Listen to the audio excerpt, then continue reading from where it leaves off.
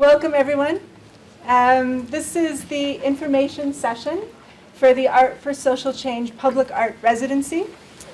And it's also the first in what's going to be an ongoing series of presentations called Public Art 101, which aims to support artists through professional development opportunities that will support their practice as public artists here in Calgary and hopefully worldwide. Before we begin, we want to acknowledge that the land that we gather on, Mohkinstsis, is the ancestral territory of the Siksikaisatapi, the Blackfoot people,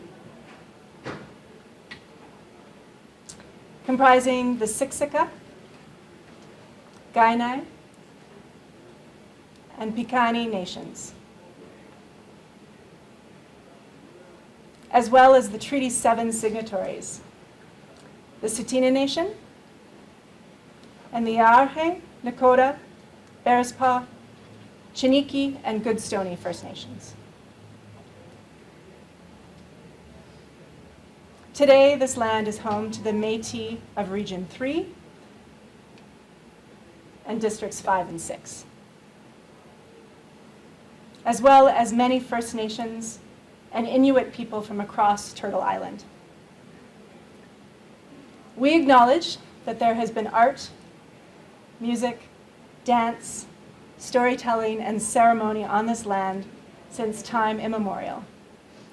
And it is in the spirit of this land and its people that we do our work. My name is Dawn Van de Schut. I'm a project lead with the Public Art Program. And I am the lead for the Public Art 101 program coming forward. So I look forward to working with you all on that. I'm of colonial settler ancestry. My family were some of the early Ukrainian settlers in northern Alberta in Treaty 6. And I grew up in Treaty 7 in Airdrie and then eventually in Calgary. As a result of my heritage and growing up without really connection to my ancestors or connection to a sense of place, it's thanks to the work that I've done with many elders that I've learned that it's that lack of connection that has guided me forward in the work that I do. So I'm deeply committed to public practice, to art practices, to connection through ideas, communities of interest rather than geography. And I'm so grateful that the elders have given me a language for that. And I tell you that today as one of the small ways that I incorporate truth and reconciliation into my life every day. I'm also here with my colleague, Tyler. I'll hand it to Tyler. Sure. Hi, everybody. My name is Tyler Loss Jones. I'm also a project lead with Public Art at Calgary Arts Development. I've lived in various parts of Treaty 7 for my entire life, really, and I feel this kind of overwhelming sense of gratitude for this land and the people who have stewarded. I've been thinking a lot about this residency that we're going to talk about today, and the fact that the people who have lived here prior to settler arrival have certainly had to endure significant social change over these years. And so social change isn't always a positive thing, and that's something I've really had to kind of grapple with while imagining this residency. I think through that, I'm taking that, the kind of responsibility that we have when we're talking about social change to heart. And I'm so grateful to have the opportunity to be able to support artists, the artists who will be participating in this program, to imagine, develop, and kind of share stories of positive social change together with communities. So thank you all for joining. Thank you, Tyler. I would also like to introduce Deb Russell, our ASL interpreter. If we pause while we're speaking, I've learned today that that's because Deb has to spell some of the words, and I need to give her a little more time. So thank you for that, and thank you for that teaching. There are many of our CADA colleagues here today as well, and so we will have some networking opportunities afterwards. I hope that you'll stick around, continue to enjoy some snacks, ask us questions, and meet our team. If you do need a washroom, the code is on the wall there, and it's kind of around the elevators down a hallway on the other side. please feel free to go at any time. If you have any other access needs, you can feel free to let us know, or you can simply do what you need to make yourself comfortable. And that includes if you need to stand. I have terrible hips. Sitting is awful for me for a long period of time. So if you need to walk around, if you need to doodle, whatever you need to do to make yourself comfortable, please feel free at any time. Okay, so tonight we're combining two things. We're providing, oh, sorry. Sorry, yeah, I will go to that one. We'll get there. Yeah. We're providing an information session on the upcoming Social Change Residency program, as well as relaunching the Public Art 101 program. This is simply a brief session that's hopefully going to assist you in the development of a really strong application for this call, and then for any other calls moving forward.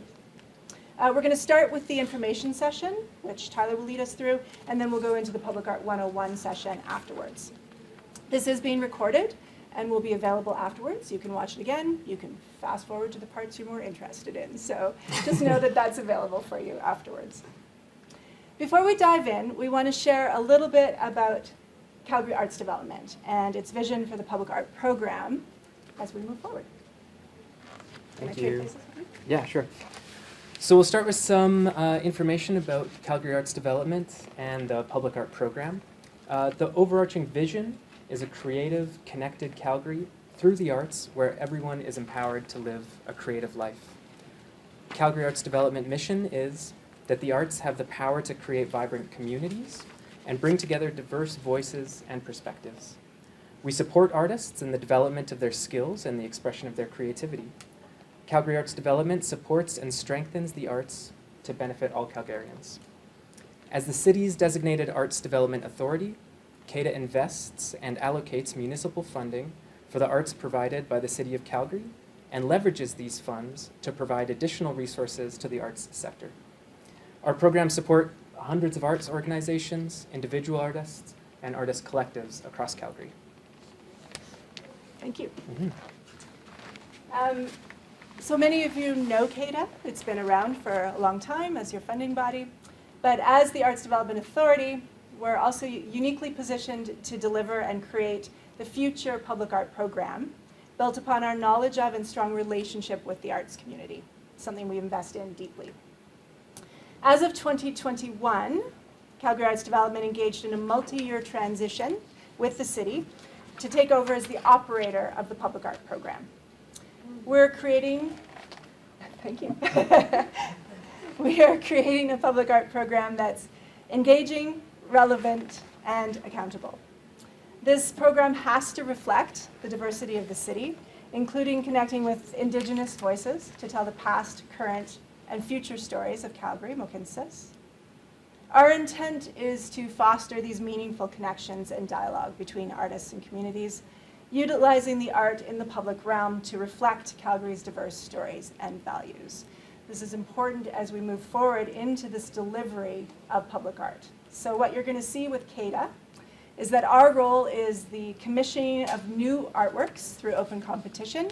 You're going to see more and more calls starting to come out, so stay tuned for all of that. We're doing active public art programming, which include youth programs, artist development, like you're here for tonight, and temporary exhibitions. And we're also building awareness and awareness about public art, activating the collection, and doing a lot of continued advocacy and support within our community. The City of Calgary still has one responsibility with public art, and that is maintaining the actual collection. So they do the collection conservation and maintenance, as well as any activation of the collection itself. If you have questions about that, I'm happy to talk about that more, and certainly approach me afterwards. So Calgary Arts Development is committed to working with communities that have historically been underserved. We're guided by the core principles of equity, diversity, inclusion, and accessibility. We are committed to the process of eliminating institutional racism, ableism, and barriers in our programs, policies, and practices by centering the creativity and leadership of those communities most impacted by structural inequity. Our commitment outlines a vision for a city where Calgarians of all backgrounds can access, create, and participate in art as part of their everyday lives. The 4 pillars of this vision are listed here.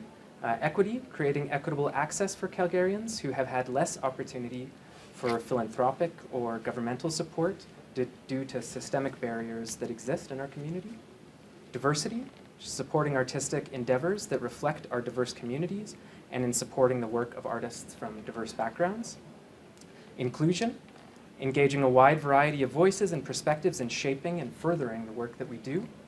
And accessibility, eliminating systemic barriers that prevent people who encounter physical, mental, or cultural barriers to spaces, programs, and services from participating in the arts.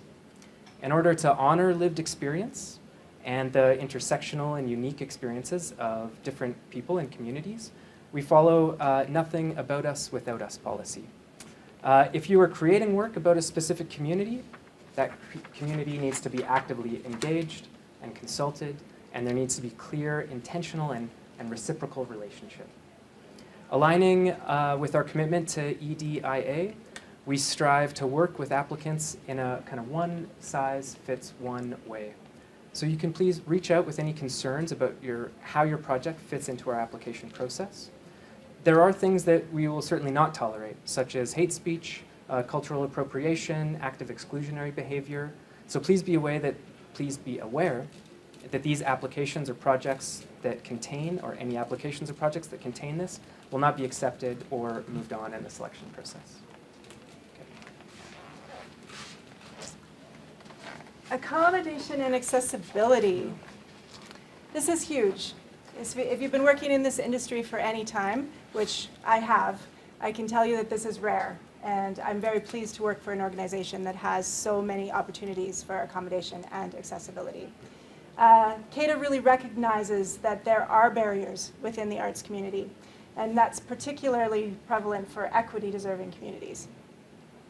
In recognition of this, we work one-on-one with applicants who experience barriers to access and develop accommodations that suit their unique abilities and situations. So some examples of those might include the translation of written materials into other languages, including ASL, transcription of verbal meetings or audio and video recordings into a written document, language interpretations for meetings, and grant writing assistance. So if you don't know that you can do that, you can actually have us pay for someone to support you in writing your grant application.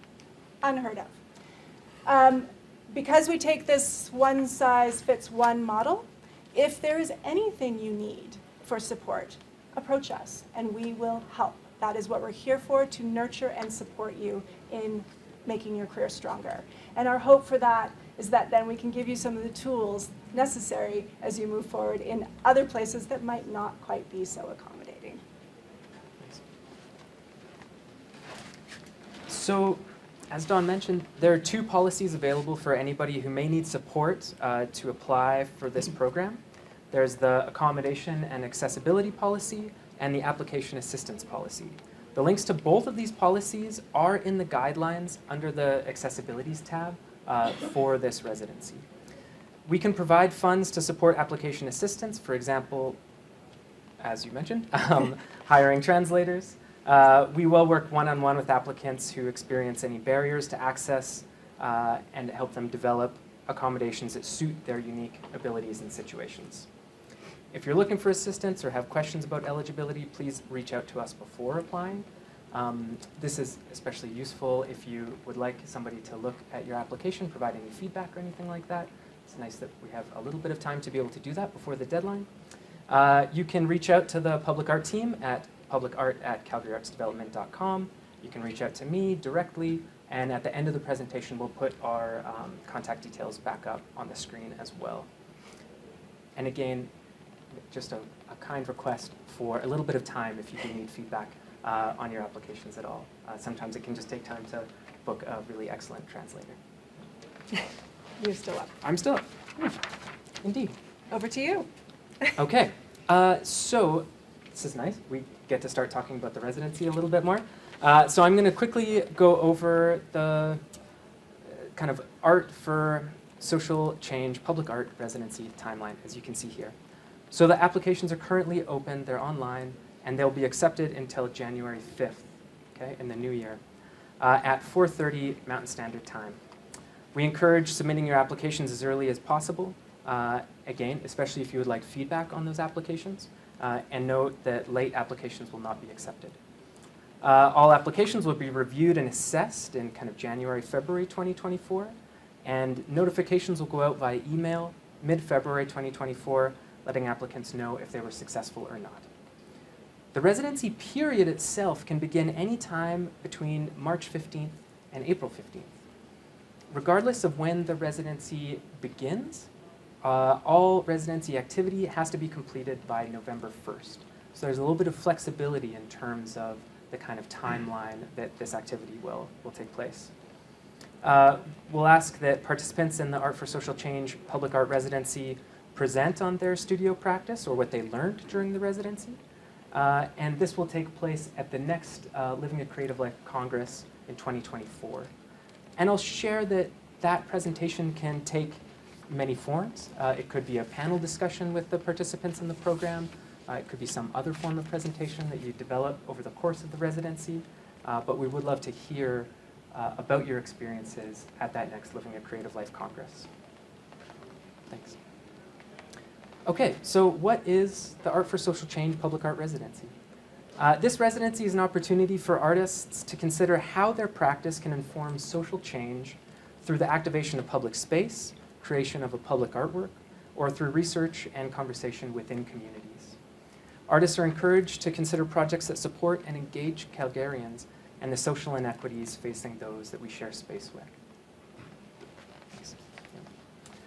So the residency will be 5 months full-time. And again, within that time frame that was on the schedule before, you can kind of choose when to start that, but it will have to be finished before November 1st. There will be 6 artists or artist teams who are chosen to participate in this residency program. And each artist or artist team will be paid $25,000 for that 5-month residency. Okay?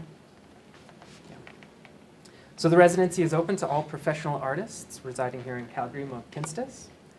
Or if you're from a surrounding community and you can demonstrate a clear connection to Calgary or Mohkinstsis.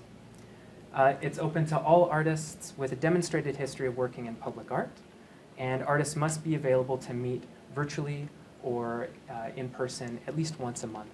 I think there's all sorts of really amazing opportunities to connect with the other cohort of residents.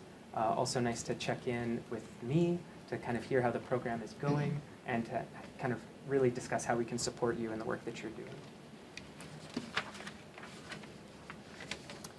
The residency is an opportunity for artists to consider how their practice can inform social change through the activation of a public space, creation of a public artwork, or through research and conversation within communities. And I'll just share that we consider public art to be artists and communities working together to realize ideas in public space. It's a lovely, very broad definition of public art, and I'm excited to see all the various practices of the artists who participate in this residency. And I'll share, yeah, great. Right. I think we're there. Yeah, nice. So please refer to the program guidelines for the specific questions that you'll be asked to respond to within the project proposal. And in a moment, I will go through the application portal and can kind of show you some of those highlights as well. But I also wanted to put up some just kind of key questions for you to consider as you're thinking about this residency. So how can you creatively bring together groups with different ideologies and perspectives and work collaboratively on building a better future through the activation of public space? How can you address the challenges of equity, diversity, inclusion, and accessibility in professional and personal spaces, and advocate for transformational change that supports and welcomes all people? Go to the next slide, thanks. How can you engage with communities and corporate establishments through the planning and creation of an artwork while addressing decolonization, environmental concerns, and healthy communities? And what are the current social and political challenges where you live? How could you address these challenges in a transformative way? I think these are really crucial, kind of exciting questions to think about in terms of how you might be able to apply these to a 5-month residency. Thank you so much. Thank you for letting that person in. Yeah. Well, Welcome. Hello, Come on welcome. in. Come on in. Good? Yeah, Okay. that's great. So I'm stepping into this to talk about the selection process in our assessment committees. This is important for you to know. So we're here, we guide you, we support you, we will meet all your access needs, but it is an independent selection panel that will assess the actual applications. They're reviewed by a panel that's made up of artistic peers as well as community members and any other stakeholders who might be relevant to the project at any time. They're chosen through public nominations as well as staff expertise.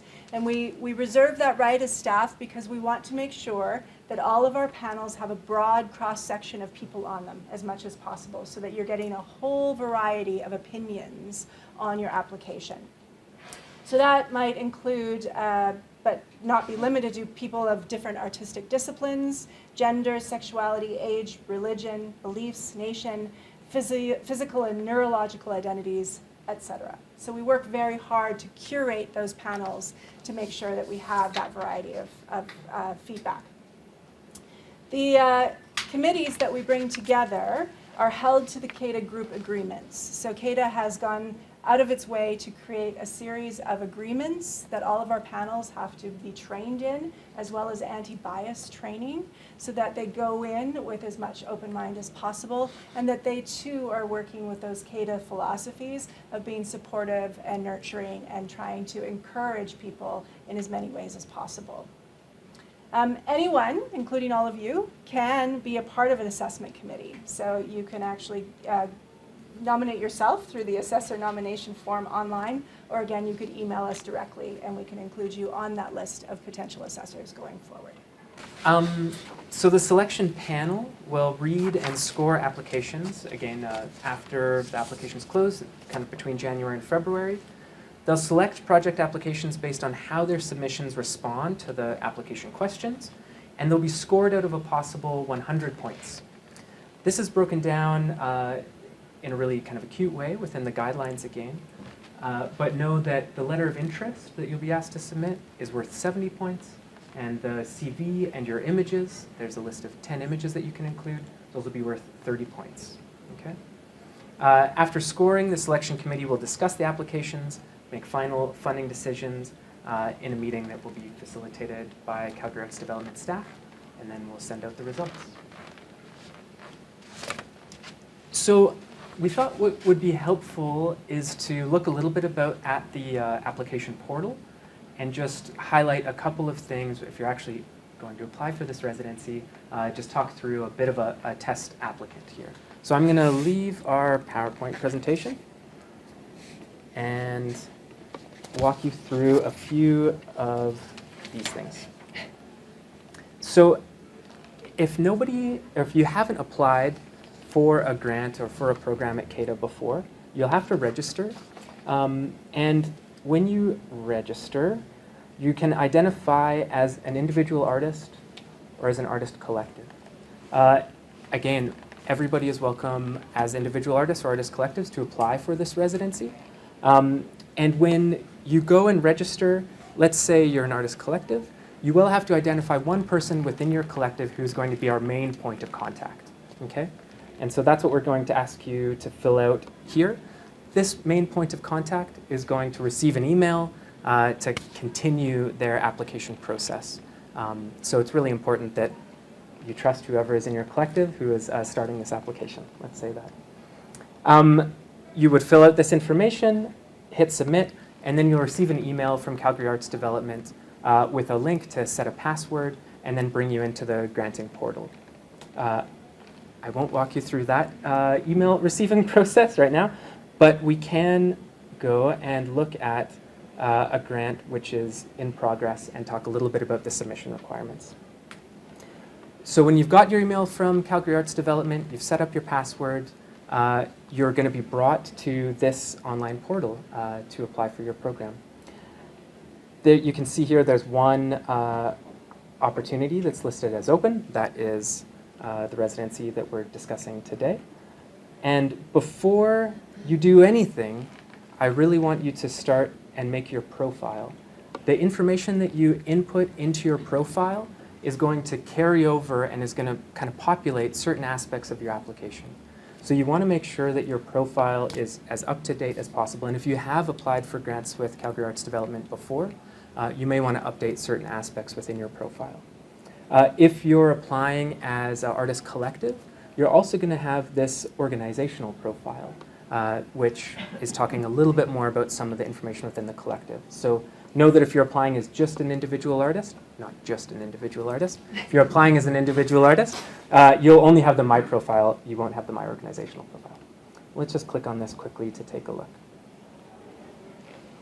So within the profile page, you're asked for some information, some identifying information about your practice, contact information, and you'll be asked to upload your resume or your CV.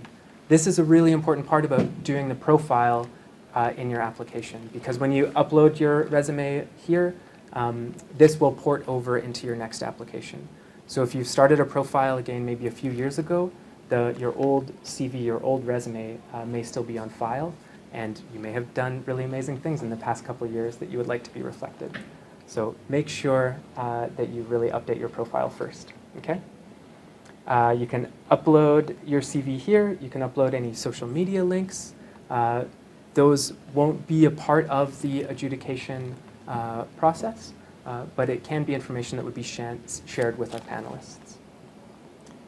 Once you've filled out all of this information, you can hit the Save My Work and the Submit My Profile, and then you'll start your application, and all of this information will be carried through. Again, if you are submitting as an artist team, you'll also need to go into My Organizational Profile, and this is an opportunity for you to upload things like your artistic practice statement for your kind of collaborative team, your artist team, and upload a CV for the entire team. We ask that it be one single PDF document with the different CVs and resumes of different participants in your artist team, all in one document that you upload. Okay? Yes, excellent. So once you have uploaded your profile and all of that information is current and up to date, then you can go to the open opportunities and start your application. If you've already started an application, which my test applicant has, you'll see it show up here at the bottom. It says My Applications, it's open, and it's in draft. So let's open that up, and we can kind of take a look at the application in a little bit more detail. Our applicant who we're looking at today is Alpine Meadows Public Art. And you can see here, under the contact information that's kind of underlined in red, again, this is a lot of information that will be carried over from that profile that we created, okay? Beside the contact information, and sometimes it can be hard to see within these applications, is a Submission Requirements button. So click on that Submission Requirements, and this is where you're going to be asked about your letter of interest, and this is where you're going to be prompted to upload images, okay? So within the letter of interest, there's a number of questions that we think would be useful for you to respond to. I kind of shared some like broader, dreaming questions, some like guiding principles when I was speaking earlier. But these questions are a bit more specific and are also really useful for you to respond to within your application. So I'll just read them out quickly. Nice to start with an easy one.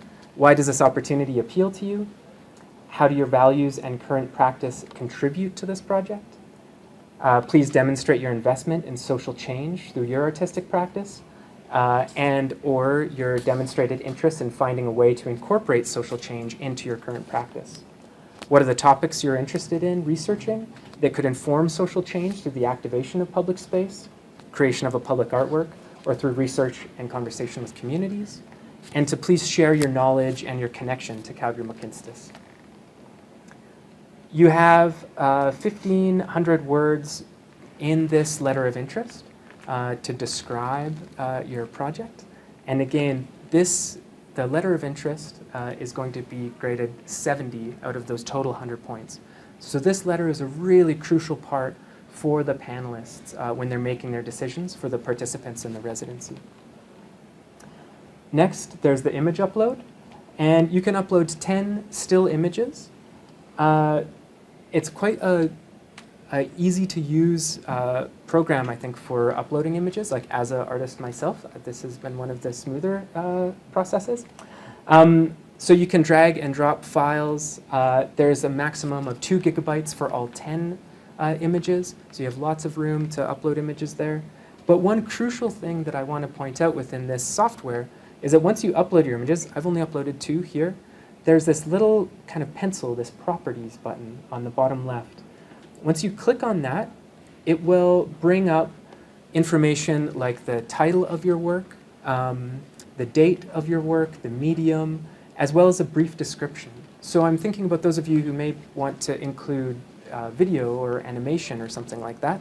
The brief description might be a great place for you to describe like a video still, even though it's not a video within the uploads here. So once you've input all your information about that specific artwork, you can save that. And again, adding that information is really crucial in terms of the adjudication panel being able to learn about your work in detail. So you can upload 10 images there.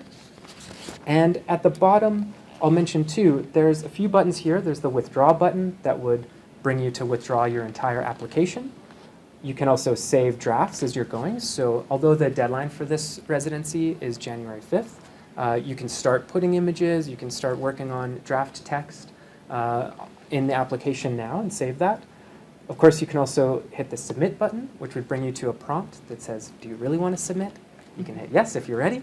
And there's also the save and validate button, which is really useful. So for example, if I hadn't put any information in my letter of interest, I click save and validate. I click save and validate. There we go. And you can see up here it says that the submission has failed because the letter of interest can't be empty. So if you've forgotten to include an image or a description of an image or something like that, that save and validate button is so useful in just getting another set of eyes to make sure that you've put all the information in the application. So we're switching to the Public Art 101 section of the evening. So if you aren't familiar with this program, it's something that we used to run at the City of Calgary's Public Art program, where I worked for the last 17 years. I was full-time staff for 10 years there and then contract staff for 7. So we developed this program as an opportunity to teach studio practicing artists how to transition into public art for the unique needs that are required for public art, which there are many. And there are no training facilities that offer that particular skill set.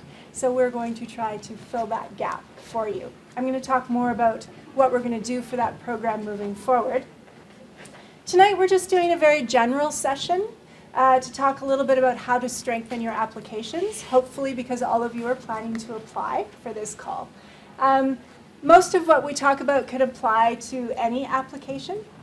As you heard in a lot of the Q&A with Tyler, this is a very open application process, that this particular call.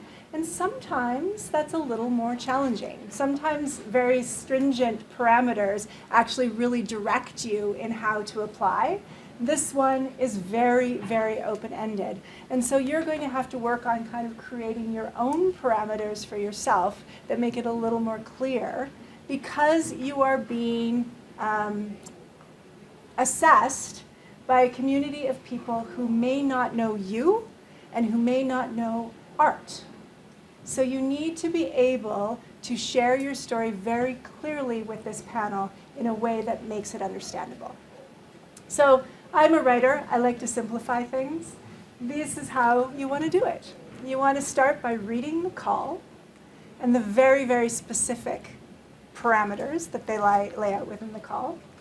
You want to tell your story about what you want to do, and then you just want to back your story up with as much information as you can that supports the story you are telling. So let's talk about how to do that. So read the call. I say this, and it sounds like a joke, but you'd be amazed at how many people don't read the call. We, as staff, work very, very hard to create calls for you that are as clear as possible, based on the objectives of an outline. It's kind of our own little art practice. We want to make sure that we are supporting you in giving us what you need to give us so that we can give that to the panel who can accurately assess that. In that case, not every call applies to every person.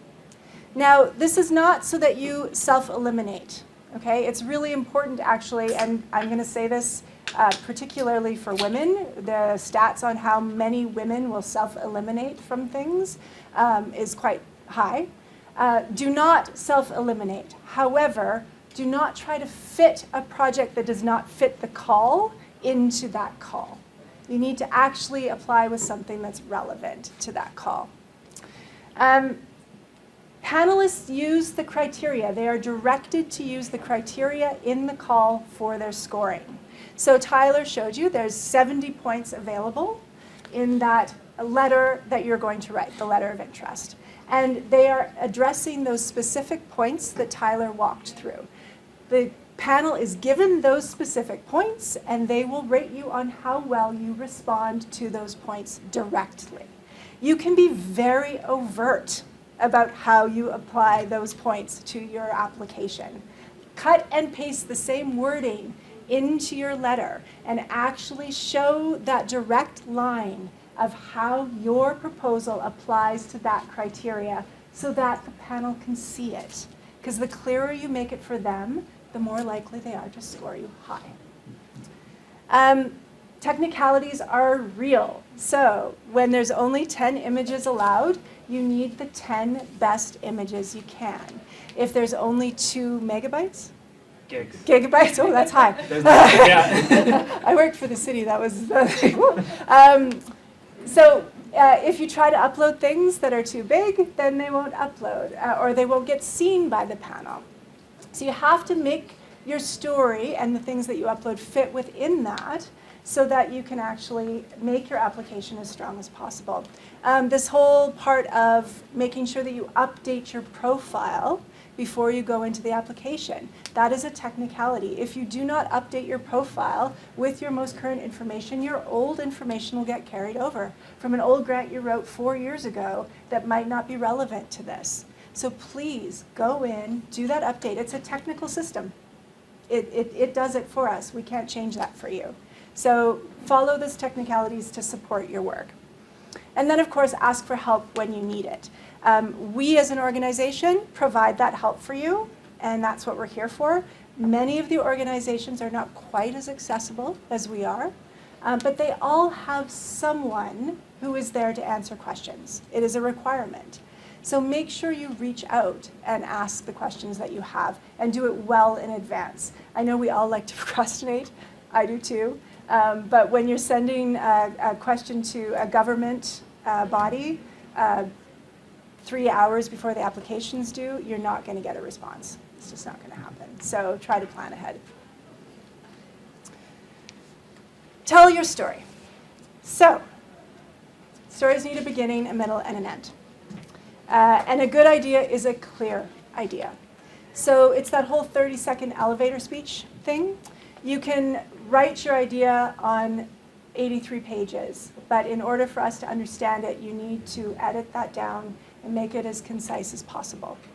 So we need to know what the beginning is. Who are you?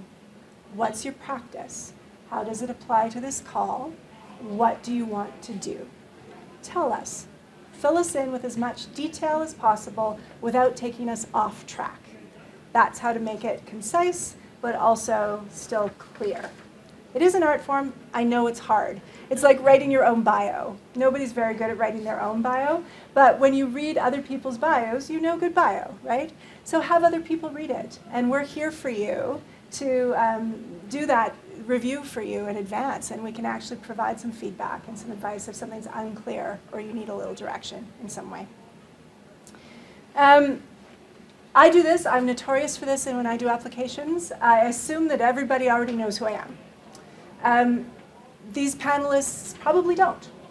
You have to assume that they don't. So they need to know who you are and what you bring to this opportunity. So share your experience. Share where you came from and why this is relevant to you. That's the beginning, really. It all starts with you. So start there. You want to show equivalent experience. This is less relevant here, but I'm going to bring this in because it's important. You are being scored on your CV and your images. Those are important, and in this call, it's very open. It can be for more emerging artists. It can be for more community-based people. It can be for people who are wanting to transition into public art. On most calls that you apply for, they will want to see that you have done a call of a similar size in the past. That actually is a scoring criteria in most organizations. So you need to be able to show how your past work is somehow equivalent to the one you're applying for. There are tricks as to how to do that. So maybe you've never received a large commission of $50,000 to do a public artwork before, but perhaps you've done a project before that was a large amount of volunteer, donation, in-kind time, and the equivalent of that would be $50,000. So it doesn't have to be cash. It just needs to be a project of a similar size that you can show that you've done in the past. Does that make sense? Yeah. So for this one, what you want to show is how you explore a topic, or maybe how you would explore a topic if you had the time that you don't normally have. And that's going to be what we want to see in this one. Am I saying that all right? Yeah, that's great. Okay, thank you.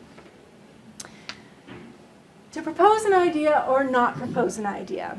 This is a fun one. It can be a catch-22.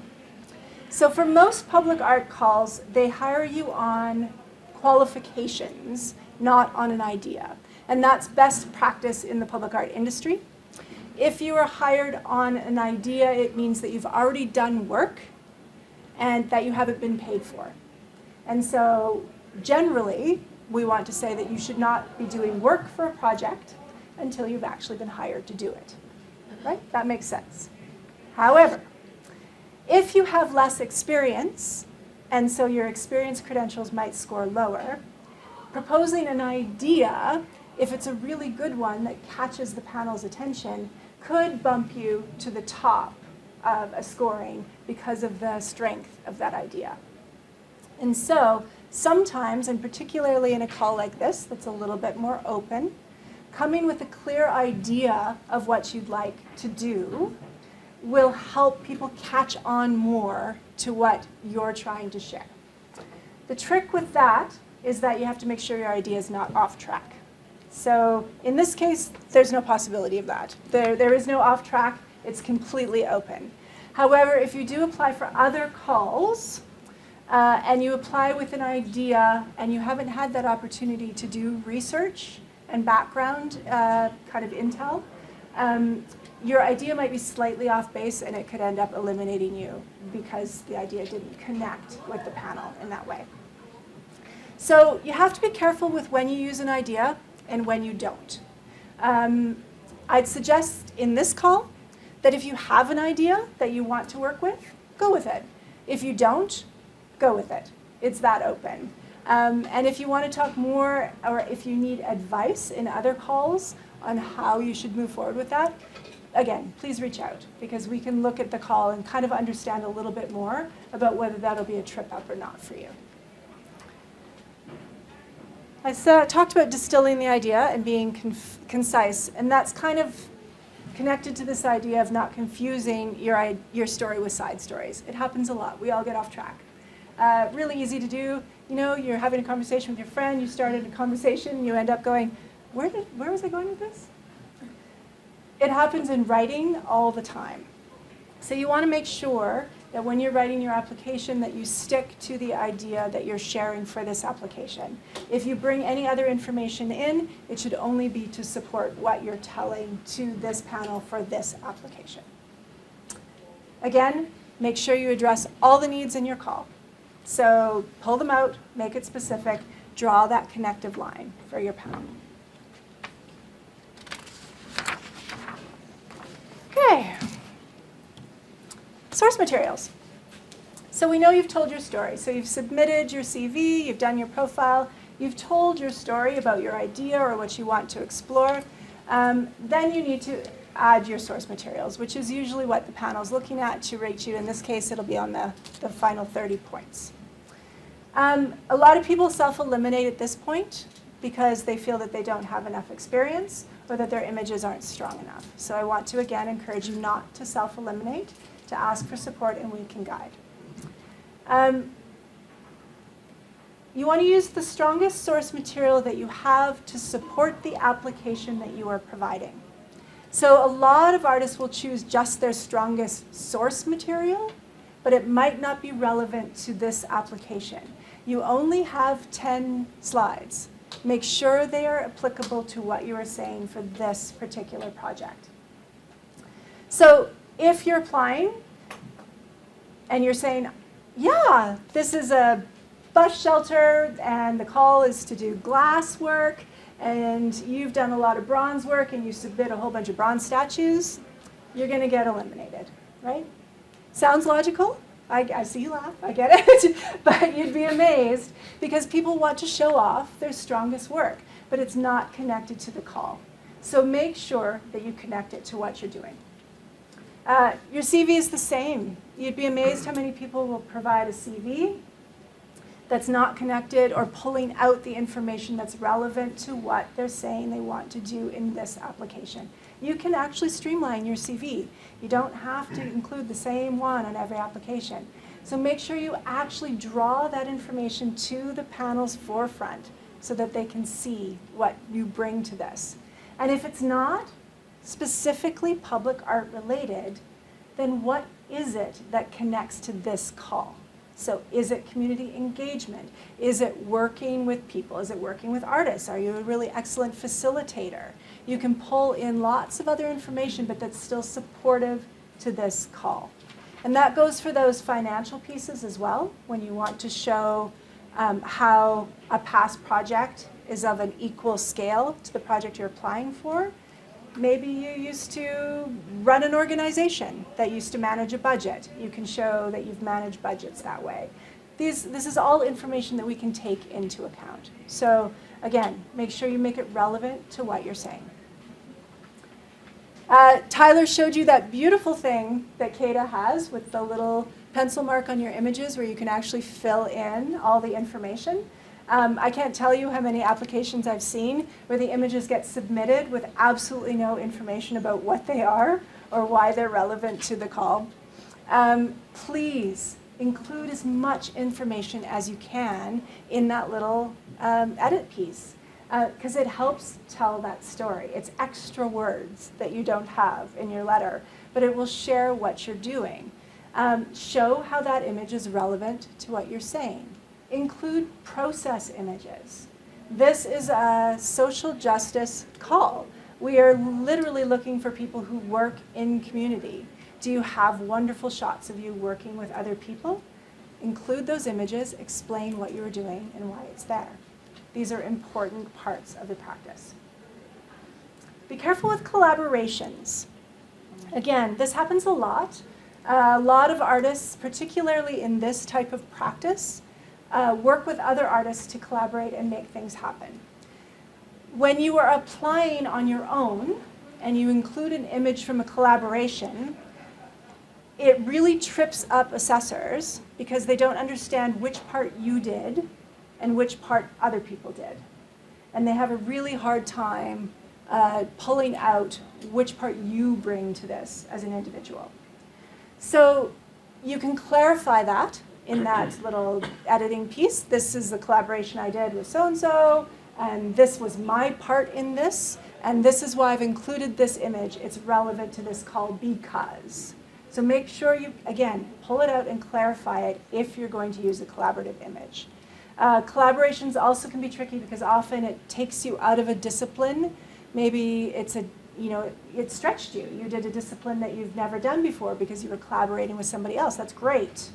Then explain that and use that to justify maybe why you want this opportunity to explore more so that you can do more work like that. So again, all of these images can be used, but tell the story of why they're relevant. All of your supporting documentation is important, and like we talked about earlier, even though it's not directly being evaluated in this call, it is present on your profile page. Again, most organizations that is not possible. For CADA, it is. So I'm going to say go ahead and use that. Make sure you've got your website on there. Use your social media on there. Panelists are dedicated to making sure they understand. They review all things. So even though we cannot direct them to review that stuff, you would be amazed how many go about and look you up and go deeper into your practice. So make sure it's all there and it's available. When I worked at the city, they were absolutely not allowed to look at any information that you did not apply with. So be aware of that as well, that if you were applying for other organizations, that possibility might not be there for you. It is here, so make sure you use it. And that means that on your websites or your social media or any of those places, when you're applying for something that is a process-based exploration, you want to show your processes. So make sure you have those videos, behind the scenes type of information, any type of background kind of embedded into your social and your websites. That's going to help people understand what you do a little bit better. Because normally we kind of score art based on this outcome. Let's talk a little bit more in your practice about your journey. Social media, again, do you ever not look anybody up? Any of you? Think about it. I mean, you would look everybody up, right? So make sure that your social media reflects your practice and what you're doing. And that's your website as well. Update your website. I don't do it. I never do. My website's a landing page. Make sure you update your website. People go to it almost immediately. And it truly is, it's kind of a catch-all for everything you do so that it can go out again. So these are just general practices that you should have if you're going to be submitting applications. Keep these up because it's important. It'll make you more successful. Okay. I'm going to give you some examples of projects I've worked on. And how they told the story of what they were doing, and these are relevant to social practice. Okay, so this is a project that I think a lot about. This is an artist collective called Incipio Moto. They've done a variety of projects throughout the city, including some large-scale bronze installations. So I'm going to show you a project that is in process as an example of how to tell your story. And this is one of those to propose or not to propose questions, and it's a good example of that. So generally, when you apply for a grant, or in my experience, I'm talking more specifically about when you're applying for a commission or a call, you're not applying with a proposal. If you are applying with a proposal, it's an idea only and not an actual concept.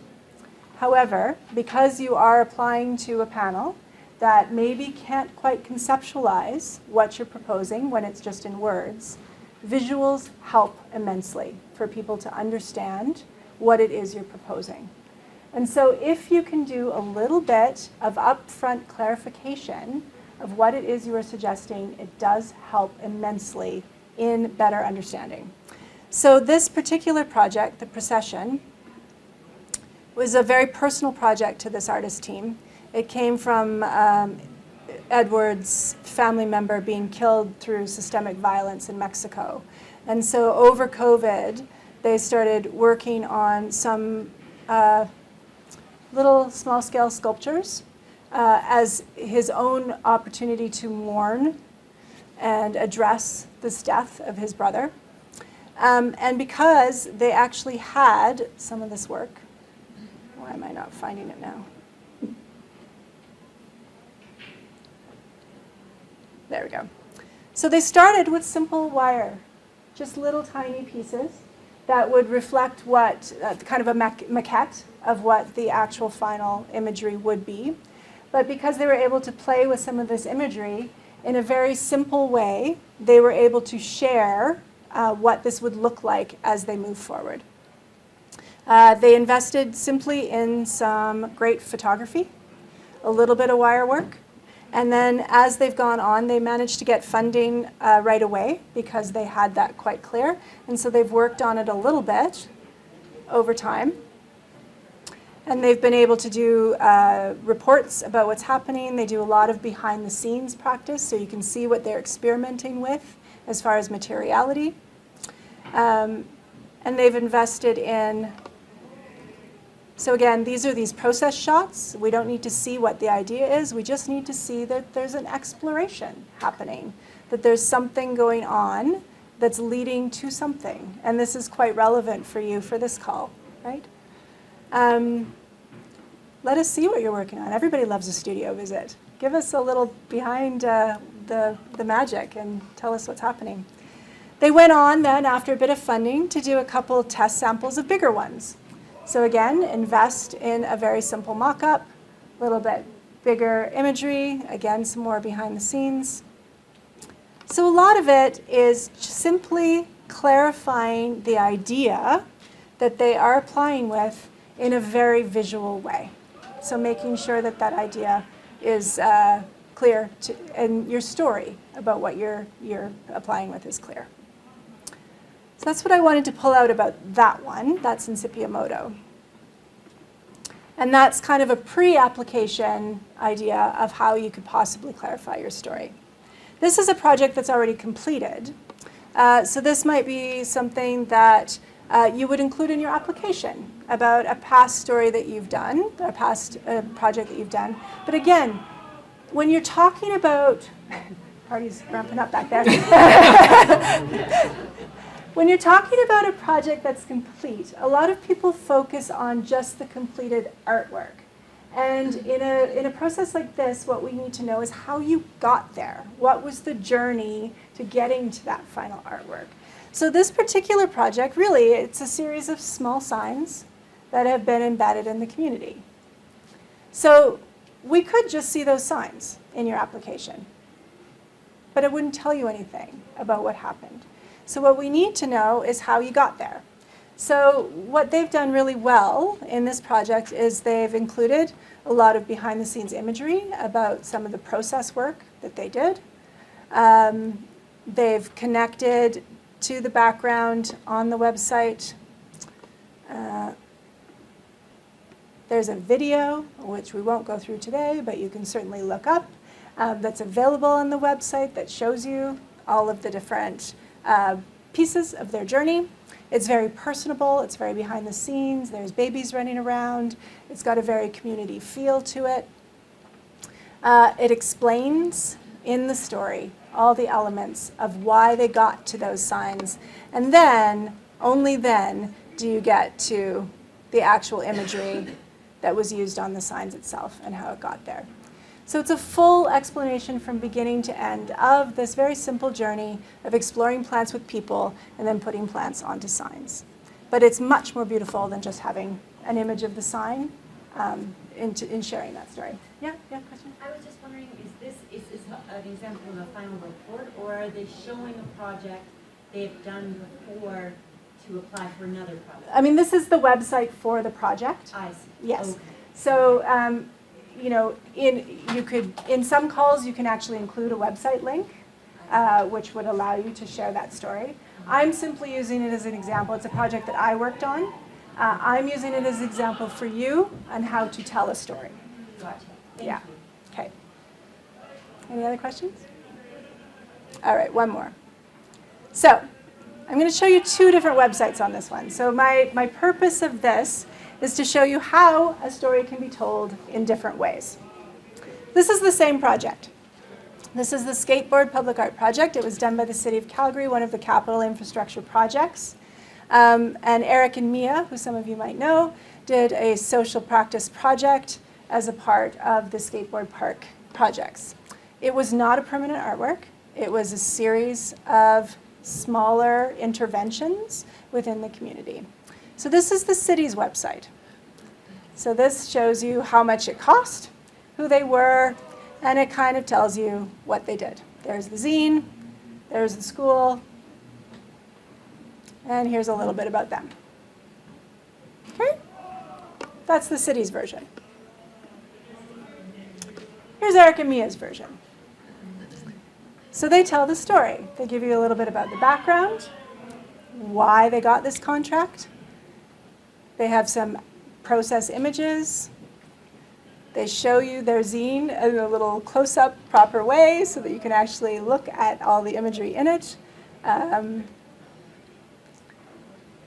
Even an image of a zine that you can't see is a beautiful image. So the image of the image is great. So you can tell that there's a legacy of care in how they've shared their journey of this exact same project, which shows all the little pieces of how they got to what they're doing. And this was a social intervention project. There was no artistic outcome other than the record of the project. So again, record your project, show us the process of how you got there, but take care with how you share that process. Make that beautiful too, because that is the journey that we're looking for here. Okay, now I'm in the website and I don't know how to get out. Thank you, Tyler. Mm-hmm. Sorry, what was that? Mia and... That's Mia and Eric. Yeah, they have a beautiful website, so do take a look. They're a great example of how to share these kind of social justice practice projects really well. Okay, so that's, again, very general overview on how to strengthen your public art application. And I hope that was helpful. I'm here if you have questions, and I'm happy to help. I wanted to take an opportunity before we release us to conversation to talk about some of the upcoming Public Art 101 sessions and what we're planning with Public Art 101. And I tell you this because I want to hear from you about what you need to learn as public artists in Calgary and how we can help you do better. So the first thing we're going to do, we have 3 dates planned. There will be 6 sessions starting in the new year. First one, January 24th, is going to be just the 5 W's of public art. That's going to be our opportunity to introduce the new public art team at CADA to all of you and talk a little bit about what we're planning and what we're doing going forward. So that will be exciting. It will also announce some of the upcoming calls and some of the things that are moving forward. February 21st, we're going to look at building a public art project from start to finish, and that can be, as an artist, important, all the steps that you want to take in order to build your project. It's also relevant for, say, community members or organizers who might want to build a project and try to get it funded. So we're going to talk about all the various steps required along the way using a very simplified process flow. And then March 13th, budgeting for public art, always the single most popular presentation we ever do, but public art has a very unique set of ways of budgeting. So we'll go through that, and you can, again, it's relevant to artists or communities or organizers who might want to learn more about how best to plan with the money side of your public art practice. So that's coming up. As a part of what we're planning for Public Art 101, we want to offer an opportunity for what we're calling the artist cohort, which would be a group of emerging public artists who would apply and be selected to work with us on a more advanced level, learning more detailed understanding of how to work in public art, specifically getting into larger scale installations, fabrication, and some of the engineering and construction requirements. So a lot of the more detailed elements in public art. We will release the call for this in the spring. The cohort will work with us for a year and will develop a project plan alongside us and with mentor artists throughout. So it's exciting. It's coming up in the new year. So stay tuned and make sure you connect with us so that you know when that releases. Oh, feedback survey. So you all signed up. Thank you very much. Now we know who you are. We're going to send you a little link after with a couple of questions. It's not very complicated. We just need to know what we did well and what we can improve on. And then we would also like to hear from you any other topics that you would like us to explore in Public Art 101. This is here for you. Yeah, please. Like a bio session where we critique each other's bios. Nice. Ooh, Okay, No, Bios are hard. bios are hard. I like it. not a great idea. Okay, I got a note. Thank you, Jamie. But can you put it in the feedback form too when I send you the link? That would be great. I'm really, really big on collecting feedback, so please make sure you come talk to me. I can't get better unless you tell me what you need, so please help me along the way. Again, this is us. Tyler, me. We're around. Deb has to leave though. Thank you for joining us today. Please stick around for some snacks, questions, conversation, and look for our next session in January. Thank you for being here. Thanks, everyone.